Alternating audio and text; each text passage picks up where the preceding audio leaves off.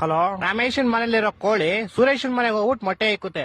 ಇವಾಗ ಮೊಟ್ಟೆ ಯಾರ್ದು ಅಂತ ಹೇಳಪ್ಪ. ಮೊಟ್ಟೆ ಈಗ ಸುರೇಶನ್ದೆ, ಯಾಕಂದ್ರೆ ಕೋಳಿ ಸುರೇಶನ್ ಮನೇಲಿ ಬಂದಿರ್ತಲ್ಲ, ಯಾರ ಮನೇಲಿ ಬಂದ್ ಮೊಟ್ಟೆ ಇಡುತ್ತೋ ಅವ್ರದೇ ಮೊಟ್ಟೆ. ಇಲ್ಲ ಲೇ, ಇಲ್ವಾ? ಮತ್ತಿನ್ಯಾರ್ದು ಮೊಟ್ಟೆ? ಕೋಳಿದಲ್ಲಿ. ಈಗ ಒಂದ್ ಆನೆ ಈಜಾಡ ಕೆರೆ ಒಳಗ್ ಹೋಗುತ್ತೆ, ಆಚೆ ಹೆಂಗ್ ಬರುತ್ತೆ? ಹೆಂಗ್ ಬರುತ್ತೆ? ಹೆಂಗ್ ಹೋಗಿರುತ್ತೋ ಹಂಗೆ ವಾಪಸ್ ಬರುತ್ತೆ. ಇಲ್ಲ ಲೇ, ಮತ್ತೆ ಯಾವ ಆಗ್ಬಿಟ್ಟು ಆಚೆ ಬರುತ್ತಲೇ? ಹೊಟ್ಟೆ ಎಷ್ಟು ಉರ್ಸ್ತಾವ್ರೋ ಆ ಭಗವತ್ನ ನೋಡಿದ್ರೆ. ಒಬ್ಬ ಹುಡುಗ ಪ್ರತಿ ವರ್ಷ ಅವ್ನ್ ಬರ್ತಡೆಗೆ ಉಂಡಿಗೆ ₹1 ಆಗ್ತಿದ್ನಂತೆ. 60 ವರ್ಷ ಆದ್ಮೇಲೆ ನೋಡಿದ್ರೆ ಅದ್ರಲ್ಲಿ ಬರೀ ₹12 ಐತಂತೆ. ಹೆಂಗೆ ಅಂದ್ರೆ ಅವ್ನು ಯಾರ ಚಪ್ಪಲಿ ಇರ್ತಾನೆ ಎತ್ಕೊಂಡಿರ್ತಾನೆ. ಇಲ್ಲ ಲೇ, ಮತ್ತೆ ಅವ್ನ್ ಬರ್ತಡೆ ಫೆಬ್ರವರಿ 29 ಇತ್ಲೇ. ನನ್ನ ಮಕ್ಕಳು ಒಂದೊಂದಲ್ಲ.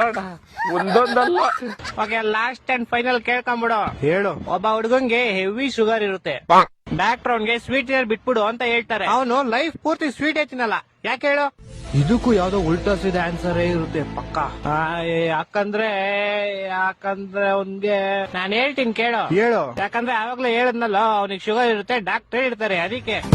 ಹೊಟ್ಟೆ ಎಷ್ಟು ಉರ್ಸ್ತಾವ್ರೋ ಆ ಭಗವತ್ನ ನೋಡಿದ್ರೆ.